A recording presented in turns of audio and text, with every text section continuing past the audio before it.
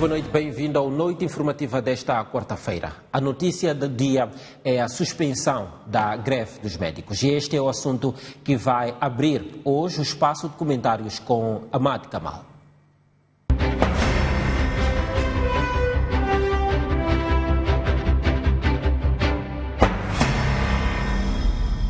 A greve dos médicos está suspensa ao fim de 45 dias de paralisação de parte dos serviços nos hospitais nacionais. Os médicos dizem que sentem que a sua voz foi agora ouvida e isto é um sinal de que a confiança pode estar a ser restabelecida entre o governo e este grupo profissional. Vamos ouvir então os argumentos dos médicos para esta suspensão e depois os comentários de Ahmad Kamal. Depois de cerca de 40 dias de greve, os médicos chamaram a imprensa para anunciar uma boa nova. Nesta quarta-feira, após uma reunião nacional que durou mais de 3 horas, a Associação Médica decidiu suspender a greve até 2 de outubro. Que nós, classe médica, decidimos dar um voto de confiança a esta equipe que foi criada e vamos interromper provisoriamente a nossa greve a partir da manhã. Amanhã estaremos a trabalhar e vamos aguardar até ao dia 2 de outubro para verificar se determinadas condições de trabalho que nós consideramos cruciais já tenham sido cumpridas até esta data. A ideia é dar tempo e espaço para a nova equipa negocial, anunciada esta terça-feira pelo governo, encontrar soluções para as suas reivindicações.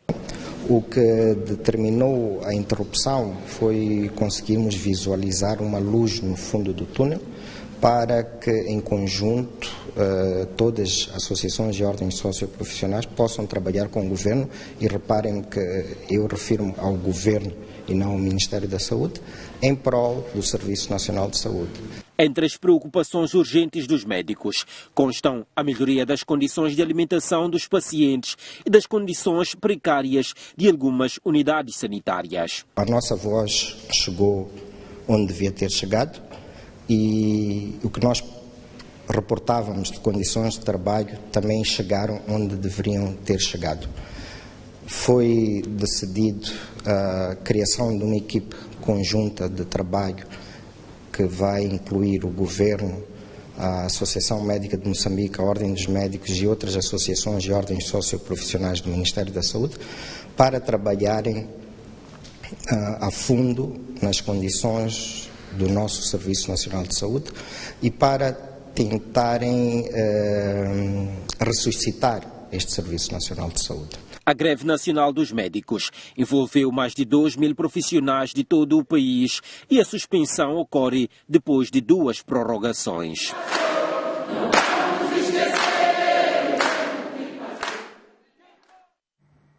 Muito bem, estes foram os argumentos da suspensão. Vamos aos comentários com o Ahmad Kamal. Boa noite. Bem-vindo ao seu espaço de comentários. Greve dos médicos suspensa. Uma boa notícia para quem era mandado voltar nestes dias nas unidades sanitárias. Boa noite, António Tio, STV, estimados telespectadores. Verdade, o país vai descansar o dia de hoje com os médicos de volta ao trabalho amanhã e eu só posso felicitar as partes envolvidas, particularmente o Presidente, que finalmente envolveu-se nesta questão e, como já aqui tínhamos comentado, o Presidente de manhã falou e os médicos à tarde regressaram ao trabalho. Pois, fala do envolvimento, finalmente, do Presidente. Ele próprio disse no período da manhã que vão dizer que eu só agora é que apareci, mas sempre estive próximo dos acontecimentos. Esteve próximo, qual é a diferença do antes e agora? Se esteve próximo, não demonstrou na prática e hoje, com um simples discurso, humildemente solicitando, isto é que é um servidor público, deve fazer, o bom senso dos grevistas e estes rapidamente aceitaram, e eu felicito as partes por isso. Bem, Kamal, quais são os passos necessários para manter estes sinais de recuperação de confiança que se estão a demonstrar nestes últimos 2 dias? Já foi dito aqui, as greves são um sinónimo de falta de diálogo. Portanto, se as partes de facto quiserem dialogar e dialogarem com sinceridade, não é empurrar o assunto com a barriga, ganhar tempo e depois vem outro ministro, vem outro presidente, vem outro governo e as coisas continuam. Eu acho que governar é resolver questões definitivamente, deixar um tapete vermelho para quem vier a seguir dar seguimento. E eu acho que o governo foi longe demais com tudo isto, acordou fantasmas que estavam adormecidos e agora vai ter que o fazer seriamente, humildemente, mas trazer resultados sólidos. Pois, Kamal, os médicos dizem hoje que estão felizes por 2 motivos. Sentem agora que a sua voz foi finalmente ouvida e contextualizam o apelo que fizeram à intervenção do Presidente da República. Isto já tocamos um pouco, mas acima de tudo eles lançam uma mensagem, dizem que estão felizes porque agora vão dialogar com o Governo e não apenas com o Ministério da Saúde. O que é que isto significa? Significa que a contraparte que representava o Governo nas negociações não era uma contraparte que transmitia confiança. Não era uma contraparte que sugeria soluções, que procurava consensos. E negociar é consenso.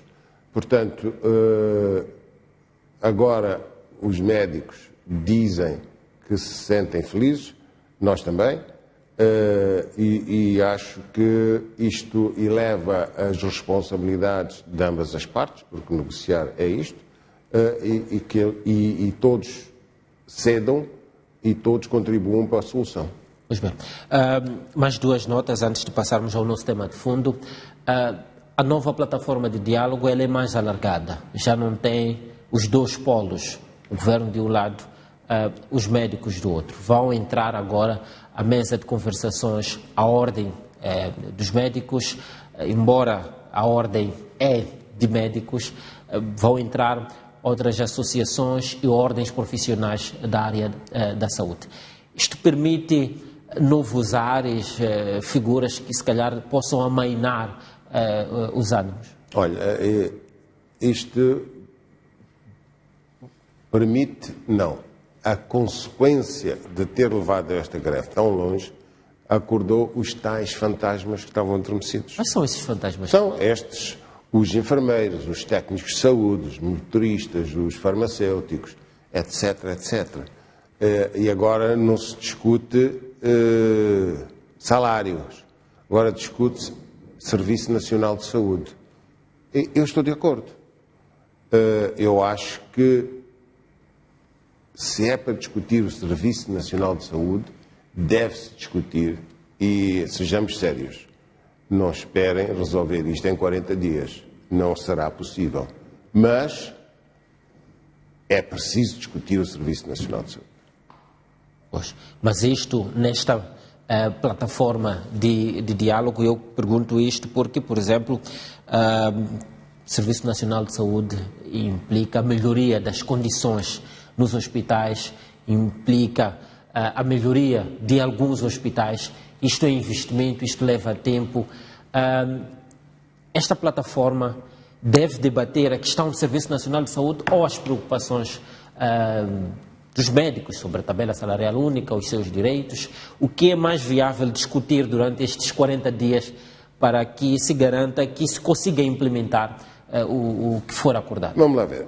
Na minha opinião, sendo a saúde uma das maiores parcelas do Orçamento Geral do Estado, eu acho que discutir agora condições dos médicos, dos enfermeiros e outro pessoal da saúde é adiar o problema. De facto, o problema existe no serviço, na política, de gestão no Serviço Nacional de Saúde. O problema existe, não é uma questão... O problema do Ministério da Saúde ou do Serviço Nacional de Saúde não é uma questão clínica, minha opinião. É uma questão de conceito e é uma questão de gestão. Uma grande parcela do orçamento do Serviço Nacional de Saúde vai para matérias não clínicas, de gestão. E é aqui onde, provavelmente, as pessoas que estão a gerir, se calhar deviam estar a tratar de doentes e deviam entregar a profissionais de gestão para o fazerem. Portanto, é preciso discutir o Serviço Nacional de Saúde. É preciso discutir se nós queremos continuar que 27% da população morre por malária, mas nós nunca dizemos, ou não enfatizamos, como fizemos com o Covid, que a malária é uma questão de saneamento e meio ambiente. É preciso limpar o meio ambiente, é preciso criar condições de saneamento, é preciso educar as pessoas que a mosquita da malária pica na hora do pôr do sol. Há aqui algumas coisas que, se fizermos como fizemos com o Covid todos os dias, vamos reduzir drasticamente o número de mortes. A segunda é HIV. Ora, isto vamos falar da industrialização, mas nós fomos oferecidos uma fábrica com matéria-prima para produzir antirretrovirais e depois não fizemos a fábrica funcionar e vendemos a fábrica. E continuamos a importar retrovirais. Estas questões cabem nestes 40 dias Não. de negociação? São questões que parecem muito profundas. Absolutamente. É por isso que eu estou a dizer. Sejamos pacientes, 40 dias não se discute Serviço Nacional de Saúde, mas podemos lançar as bases para esta discussão. Aliás, não é possível discutir Serviço Nacional de Saúde sem discutir com o plano, com o orçamento, com as finanças, com a autoridade tributária, com a indústria, porque é complexo. Mas 40 dias podem ser suficientes para resolver as preocupações dos médicos e outros profissionais de saúde em relação às suas condições salariais e etc, aquelas questões de implementação da tabela salarial. Uma nota só, Kamal, importante, é que os 40 dias são de suspensão, significa que dentro deles cabe o diálogo e também a implementação, não for acordado. Não. A greve não tem que haver cedências e pagamentos. Greve tem que haver compromissos. E nestes 40 dias devem-se construir as bases de confiança para um compromisso que deverá ser discutido sustentavelmente num prazo mais alargado. E é quase uma questão nacional. Quer dizer, discutir saúde, discutir educação é nacional. Se queres a minha opinião, eu diria que 65% a 70% das doenças provém de falta de educação. Se nós apostarmos, em vez de continuarmos a apostar num Serviço Nacional de Saúde extremamente caro, apostarmos na educação das nossas crianças, como evitar ficar doente, nós reduzimos consideravelmente as despesas no Serviço Nacional de Saúde. Bem, Kamal, vamos passar para o nosso tema de fundo e a pergunta que colocamos é como concretizar o sonho de reindustrializar Moçambique. Dizemos reindustrializar porque Moçambique nasce como república em 75 com uma indústria que era operada pelo colono português. Parte desta indústria foi recebida pelos moçambicanos para fazerem a sua gestão, mas boa parte das fábricas que existiam naquela altura hoje já não existem.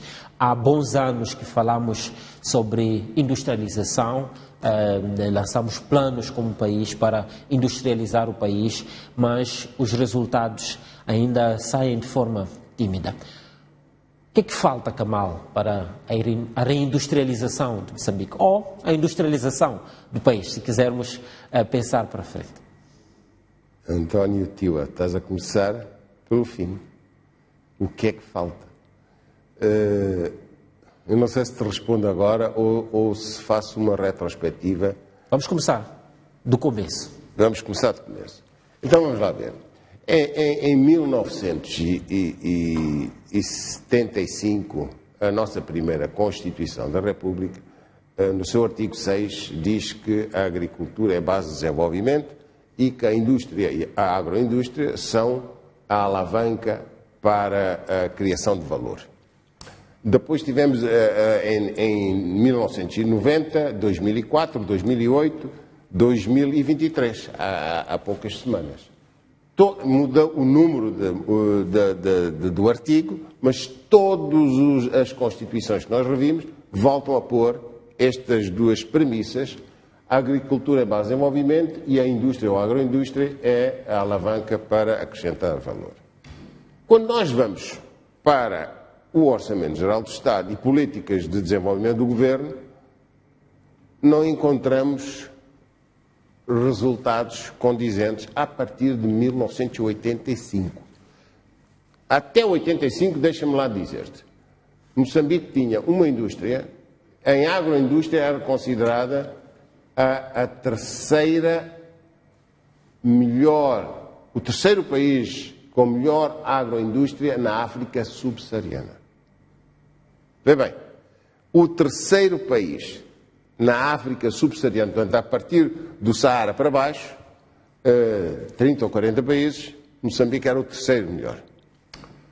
Nós tínhamos uma indústria que empregava 250 mil trabalhadores qualificados, direto na indústria. Eu dou um exemplo. Nós tínhamos a castanha de caju, produzíamos 160 mil toneladas de castanha bruto, só aí movimentavam-se milhões de pessoas para a apanha da castanha, porque a castanha tem que se ir buscar, comercializar. Depois nós processávamos esta castanha na totalidade e exportávamos a amêndoa. Entre a castanha bruta e a amêndoa há um valor acrescentado de 500%. Porém, esta indústria da castanha empregava 30 mil pessoas, das quais 95% senhoras. O algodão, que é uma cultura antiquíssima também em Moçambique, nós plantamos, descarroçamos o algodão, aproveitamos o caroço para fazer óleo de algodão, pegamos na fibra e fazíamos fio, tecelagem, têxtil, portanto, têxtil é tecidos, mantas, gases, enfim, tudo aquilo que é material e confecção. Pois. A indústria, só a indústria de confecção empregava 20 mil pessoas, 98% de mulheres. Portanto, estes dois pilares, não estou a falar de valor económico, estou a falar de criação de postos de trabalho diretos, eram 50 mil pessoas. Bem, Kamal, esta é a caracterização do quão bem estávamos. Se quisesse acrescentar, ia falar da indústria de produção de pneus, ia falar da indústria vidreira, entre outras. Vamos olhar de 85 para cá. Quando olhamos para os fatores que destruíram esta indústria que caracterizou agora, há duas correntes de pensamento que aparecem. Uma, de que não tínhamos capital humano qualificado o suficiente para gerir a indústria herdada do colonialismo português. E a outra, inclusive o presidente Chissano falou sobre isto há cerca de 2 meses, quando disse que as instituições de Bretton Woods é que mataram, por exemplo, a indústria de caju com as políticas que impuseram ao país quando mudamos da economia centralmente planificada para a economia de mercado. Começamos por aí a identificar de onde nasce o problema. Para si, Kamal, de onde é que nasce o problema? Para mim, o problema nasce da incompetência de quem governa. Esta história de que não tínhamos quadros para industrializar, isso é conversa para adormecer-nos. Eu dou-te um exemplo. A indústria do caju. Nós tínhamos naves, armazéns, que foram fabricados por indústrias nacionais. Tínhamos em Nacala um edifício com 4 ou 6 mil metros quadrados, foi feito pela El Duarte dos Santos. Nós temos o pavilhão de Machaquene, que ainda hoje continua a ser o ícone dos pavilhões aqui, foi fabricado por uma indústria nacional, operários nacionais, El Duarte dos Santos. As ferramentas que usávamos para partir a castanha, para tirar a amêndoa, eram fabricadas na Avenida das Indústrias, em 3 pavilhões, em frente à vidreira, e empregavam 200 e tal trabalhadores, e exportávamos essa ferramenta. A indústria de caju era 100% nacional. Toda a sua cadeia de valor. Toda a sua cadeia de valor. O que é que exportávamos para os Estados Unidos, para o Japão, para a Europa, etc. O que é que aconteceu? Eu diria que 99% dos trabalhadores e técnicos eram moçambicanos. Pois, quando fala de incompetência de quem governa, diz que quem governa devia ter feito o que é que não fez. Quem governa deveria ter sido mais competente, porque hoje culpar o Banco Mundial, eu não tenho nenhum documento em que o Banco Mundial disse fecha fábricas de caju. O Banco Mundial sugeriu que nós, não mandou fechar fábricas de caju, sugeriu que nós liberalizássemos a exportação da castanha em bruto. E nós fechamos as fábricas e exportamos em bruto. Pois, a sugestão de uma instituição que vinha para ajudar a salvar um país em crise, ela é encarada como sugestão ou como imposição quando estamos num processo de adesão a essa instituição? Olha, Tiva, depende de ti. Se eu chegar ao pé de ti e dizer, epá, Tiva, eu tenho ali um Range Rover para te vender e dou-te condições de pagar em 8 anos, pagas o carro, e tu dizes, mas epá, e se eu falhar? Epá, depois logo se vê. E tu vendes o carrito que tu tens que está pago, etc., e vais comprar um Range Rover. Porque eu sugeri que tu comprasses um Range Rover. A culpa depois, quando não conseguires pagar a minha, ou a tua? Responde lá. Havia condições naquela altura para dizermos não? Claro que sim. Eu lembro-me de viajar ainda no DC-10 para Paris com uma vice-presidente do Banco Mundial, uma senhora de origem africana, que o pai era diplomata no Brasil, e vínhamos lado a lado, e depois de ganhar muita confiança, um voo de 11 horas, ela dizia-me assim, eu fico chocada quando chego para a reunião com as minhas contrapartes, que era o governo, e eu penso que eles vão negociar algumas condições que nós solicitamos ou propusemos.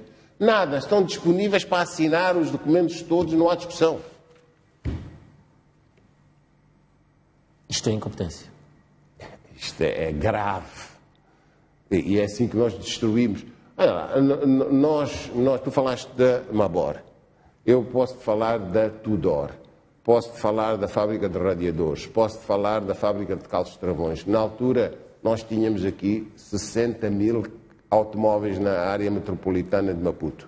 Hoje temos 600 mil automóveis. Não temos uma fábrica de parafuso, não temos uma fábrica, temos uma de escape que não funciona mal. Enfim, não temos nada. Fechamos tudo.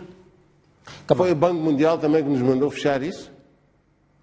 Bom, é daí do fechamento das fábricas onde começa o problema e de lá para cá, tal como referiu nas constituições desde 90, 2004 até a revisão última que fizemos agora, a industrialização é constitucional, faz parte das nossas leis mães, mas aquela indústria que tivemos em 80 nunca mais, ou antes de 80 nunca mais tivemos no país. Depende. E quero com isso perguntar que radiografia faz sobre como estamos hoje, sob o ponto de vista deste percurso para industrialização ou reindustrialização, conforme quisermos o termo.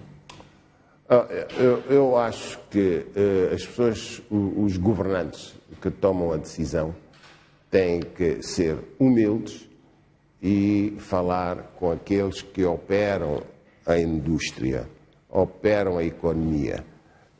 Têm que prestar mais atenção, têm que admitir que não sabem, são dirigentes políticos, têm a confiança de quem lhes nomeia, mas têm que aprender, têm que ser humildes, aprender. Têm que valorizar aqueles capitães da indústria e da economia que nós temos cá, como o senhor de Chimoio, que é o maior produtor de frango deste país, há 30 anos. Este senhor devia ter uma praça em Chimoio e rua, o nome da rua em todo o país. Durante a guerra, ele continuou, é o maior produtor de frango do país há 30 anos. Nós devíamos homenagear e pôr uma praça no Chibuto e nome de ruas, pelo menos no sul do Savo, ao senhor Oliveira, o maior transportador de pessoas durante a guerra, durante as dificuldades. Sempre funcionou. Mas é assim que se valoriza. Homenagear. Não, é primeiro reconhecer para dar o exemplo aos outros que se sacrificam. Estes senhores que estão no governo têm que saber que eles daqui a um ano terminam o processo. Os industriais continuam e põem em risco a sua sustentabilidade e a família, o capital. Tem casa penhorada para ter acesso ao crédito, tem que pagar salários todos os meses, tem que pagar impostos, tem que pagar os corruptos dos inspectores, tem que vencer todas as dificuldades e não tem o respeito de quem governa e vêm para aqui fazer... Eu vou-te dizer, olha, nós temos, desde 2007, passou-se a Revolução 38/2007, fizemos instituições para a revitalização da indústria. POD, PAC, PEI, PRONAI e agora o PAI. Cada um desses estudos deve ter custado mais de 1 milhão, 2 milhões de dólares. Tudo porquê? Porque o doador diz, temos aqui, vem um ministro novo, temos aqui um fundo para fazer um estudo da revitalização do comércio e da indústria. Mas qual comércio? Nós perdemos 3.000 cantinas queimadas por muitos que agora reclamam que o país não tem desenvolvimento, nem tem estrutura comercial. Right? Mas foram eles que destruíram as cantinas e os cantineiros. E nós temos que restabelecer tudo isto. Continuamos aqui a fazer as brincadeiras do Instituto de Cereais. Quero perceber o seu fio de pensamento. O problema da nossa industrialização não estar a avançar é a falta de reconhecimento daqueles que fazem bem ou são estes programas que mencionou que não são aplicados com eficácia? Eu acho que tu estás-me a provocar, António Tilha, porque se quem faz o programa não executa, é o quê? Fez ou mandou fazer, se calhar não leu e não sabe como implementar. Te pergunta quem faz indústria. Vai chamar aqueles senhores que dirigiram a indústria, o açúcar, a borracha. Nós tínhamos aqui a Química Geral que fazia adubos, fertilizantes, ácidos, produzidos aqui. Não precisávamos de importar. Vocês mais novos não sabem, nós tínhamos refinaria aqui na Matola. Importávamos crudo e produzíamos diesel, gasolina, asfalto. Pois, Kamal, a nossa pergunta ali, e ela está relacionada mais ao presente, é o que é que falta para a industrialização? O último programa que fez referência, o PRONAI, o Programa Nacional de Industrialização, ele aponta os pontos fortes que são vantagem para Moçambique. Diz, temos disponibilidade de matéria-prima para a agroindústria, temos abundantes recursos pesqueiros, hídricos e do mar, acrescento a isto as matérias-primas na área de energia, o gás, o carvão, entre outros. Com esta potencialidade toda e olhando para hoje, o presente, o que é que nós estamos a fazer, que poderíamos fazer e usar desta matéria-prima para industrializar o país? Olha, eu acho que nós temos de ser humildes, como o Presidente foi quando foi ao Dhlakama, resolveu. Agora falou para os médicos, resolveu. Temos que admitir que não sabemos. Vamos falar com as pessoas que sabem. É isto que falta. Falta humildade, pragmatismo.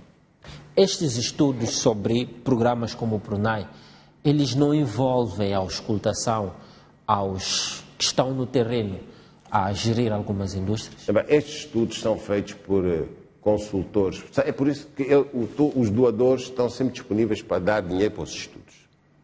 Mal entra o ministro, eles vêm logo vender um estudo. E o ministro é um patinho, cai. Porque a seguir vem uma empresa de consultoria estrangeira que vem fazer o estudo.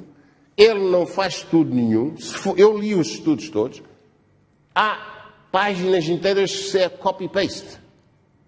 Depois acrescenta, agora, estamos em 2023, então agora já não está tanto na moda, mas o que é que estava na moda em 2019? O género. Então vamos pôr o género. Epá, ambiente, sustentabilidade. É isto que acrescenta, o resto é igual. Mas o problema é que os dirigentes também não leram isto.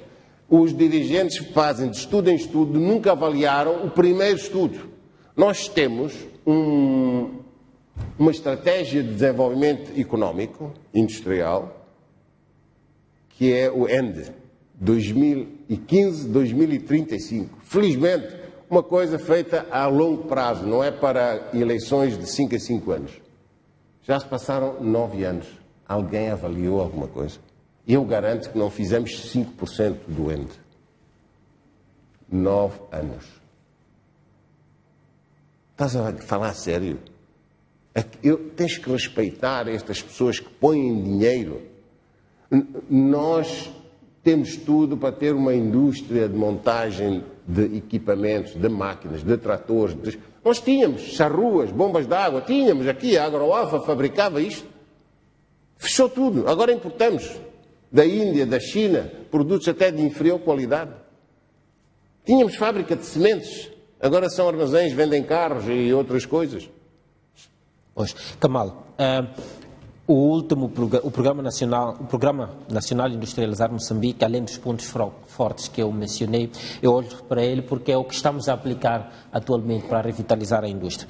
Ele também aponta alguns pontos fracos e diz são pontos fracos a dependência de algumas matérias-primas importadas, fala de deficiente qualificação do capital humano para a área de indústria e fala de postura empresarial como ponto fraco. Além dos problemas que mencionou, relacionados à aplicação não eficiente desses programas, estes pontos fracos são uma realidade? Não. Não são. Quem disse isso não sabe o que está a dizer. Queres que eu... O problema da qualificação do capital humano, ele não é uma realidade em Moçambique. Como é que a Comtal em 3 anos começou a funcionar? Como é que a Elba dos Santos foi comprada há 26 anos ou 27 anos, continua a ser a melhor fábrica de mobiliário hospitalar, a melhor fábrica de mobiliário, já era antes e continua a ser. Não há lá um estrangeiro, 100% moçambicanos. Qual é a dificuldade? Nenhuma. É dirigentes. O que é que a Elba dos Santos é uma das empresas do meu grupo. O que é que nós fizemos quando compramos? Substituímos o diretor-geral, foi para lá um diretor-geral novo e a fábrica continua. Os trabalhadores são os mesmos. Não há nenhum problema de capital humano, há um problema de direção, há um problema de quem decide. E as decisões eram feitas no Ministério da Indústria, não eram feitas na fábrica. Pois, Kamal, se tivesse a oportunidade de estar a dirigir um setor como este e olhando já na perspectiva de soluções, o que é que faria para revitalizar a nossa indústria?